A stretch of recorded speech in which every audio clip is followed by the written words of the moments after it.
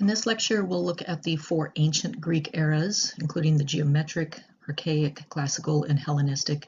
And the book pictured here is a wonderful history of the Greeks, and I love how Thomas Cahill writes about history. It's engaging, it's fun, it's easy to follow, and I strongly encourage you to check it out. It's a great book.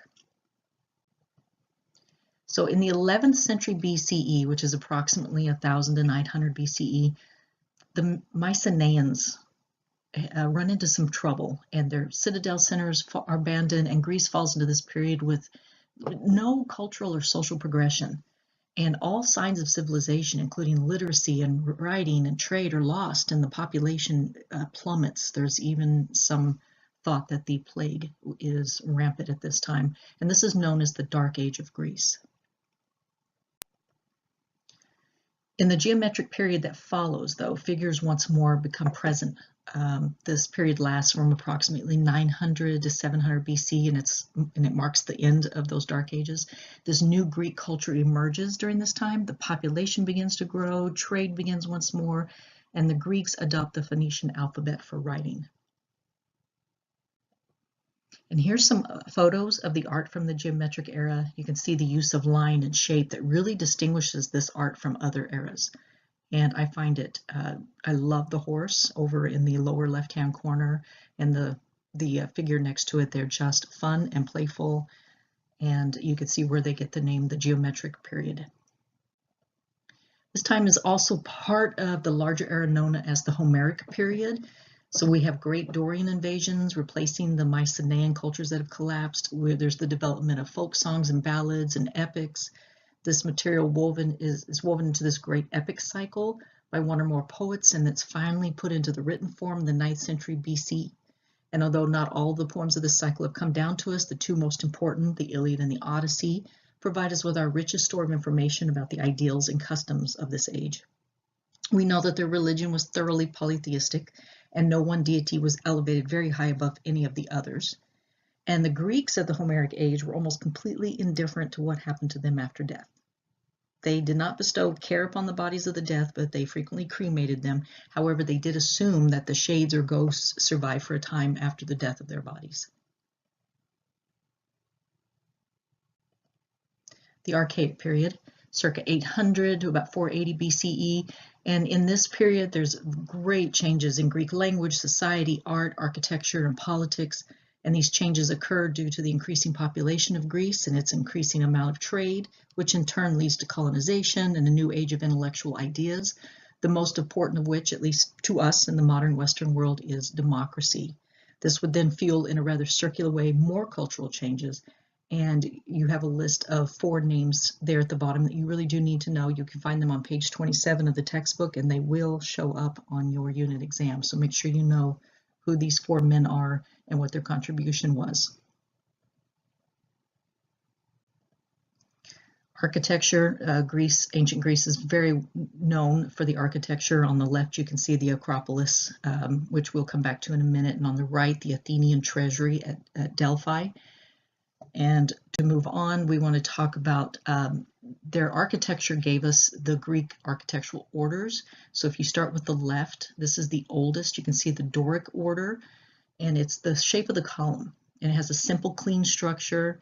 And then after the Doric order comes the Ionic order, which has more visual interest at the top. You can see the scrolling, and more interest at the bottom. And then the final order, the newest of the Greek architectural orders, is the Corinthian. You can see at the top that amazing scrolling and intricate detail, while at the bottom remains relatively similar to the Ionic order, but the top really shows an advanced use of carving and skills. So you do need to know these 3 orders in chronological order. You need to be able to identify them by sight, but you do not need to know all these other terms that are on this slide. Hera's temples, there are 2, Hera's Temple of Hera 1 and Hera of Temple 2. The first one is from around 560 BCE, and then the second one is from about 460 BCE. And they illustrate the 2 distinctive elevations of the Doric order and the Ionic order. And here's a close-up of Temple of Hera 1, you can see the Doric columns up close and personal. They're very simplistic, but still very beautiful and elegant in their structure. The Olympic Games begin about 776 BCE. There's no second or third prize in the original Olympic Games. There's no silver, no bronze, only the gold. The Stadion or 200-yard dash is the first event, and it's supplemented by other events of solo performance. And the Olympic Games were revived in 1896 to promote understanding and friendship among nations. And we are getting ready to start the Winter Olympics not too long from now. Besides pottery, architecture, sports, the archaic era shows a shift in sculpture. On the left, the statue or kurus depicts a young man, but the lines and posture are very stiff and unnatural. You can see the remnants of the geometric era and even a little of the cycladic when you have that triangular structure of his chest and the pelvis area. And then on the right, a short 100 years later, we can see the sculpture is taking on more naturalism. The man's features are more defined, and although he's still very stiff and upright, he has much more evidence of motion. The sculpture has captured a sense of movement in his legs. Classical Greece, 480 to about 323 BCE. This is the era of Athens and Sparta, who coexisted peacefully, if suspiciously. The city of Athens introduced to the world a direct democracy, and this is the era that gave to the world a rational approach to exploring and explaining the world, including philosophy and sculpture. This is the era of Socrates, Plato, and Aristotle, and Hippocrates, who became the father of modern medicine, and this is where medicine gets the Hippocratic Oath to do no harm. This is also the era of the great Greek theater, which we will cover in a later week. And the Parthenon. This was built to give thanks to the goddess Athena for salvation of Greece in the Persian Wars, but it's also a symbol of the power of the Athenian state. And the Parthenon represents the epitome of classical architecture and the beauty, proportions, and harmonious design. I won't go too deeply into it, but if you are interested in architecture, I strongly encourage you to do some additional research on the Parthenon and the Acropolis, because it really does illustrate some phenomenal architectural ideas, and the design of it is really interesting to explore. The art of classical Greece continues and begins that trend towards a more naturalistic depiction of the world. So we're reflecting a shift in philosophy from the abstract and that geometric and supernatural and the gods to a more immediate, earthly, rational concerns. There's more focus on us as individual. These works are only about 100 years after the work that we saw from the archaic period in an earlier slide, but you can see how much the naturalism is growing. Here we see a picture of the statue, a recumbent god who could be either Dionysus or Heracles. And we haven't seen sculpture like this, where we have somebody who is actually relaxed in a sitting position. This is also the time of the empire of Alexander the Great. The end of the classical and beginning of the Hellenistic eras is bridged by his life. He is the son of Philip II of Macedonia, who was a leader who began the dawn of Hellenic Greece, and his conquest saw the defeat of Persia, and he intended to capture Asia as far as India and was unsuccessful. But if you look at all the red area, you can see that he ruled a very vast, incredible empire.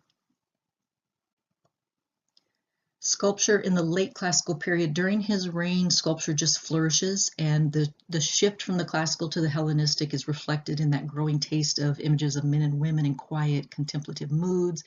But we also see something new. The Athenian Praxiteles may have carved the first Greek sculpture of a fully nude woman.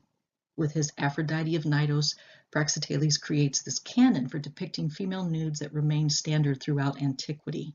Okay, if you're easily offended, you might want to close your eyes. And here she is, Praxiteles' Aphrodite, or at least a Roman copy of the original. Alexandria. This city, it was ruled by Ptolemies, and it housed the world's first museum. It was a planned city. Dinocrates, he laid the city out in a grid, and you can see in this artist rendering, this is not a real picture. The city is in a grid. It is surrounded by that wonderful fortified wall. It has 4 gates at the end of its major avenues for access, and there's 3 harbors that brought cultures and trade from different directions. But one of the more important things is it also housed the Alexandrian Library, which was said to have housed some 500,000 books. Now imagine, this is not modern time when you can just pop onto the internet and find your information. This had to have been an incredible sight. Unfortunately, the library was destroyed in 48 BCE by the army of Julius Caesar, and a tremendous loss to the world. The Pharos of Alexandria was one of the 7 wonders of the ancient world and the most famous lighthouse in antiquity. It no longer exists. It's been replaced by a modern one. But all good things must come to an end. The end of the Greek civilization begins about 146 BCE with the Roman invasion of Greece. And by 30 BCE, with the death of Cleopatra, Queen of Egypt, we see the official end of the ancient Greece period.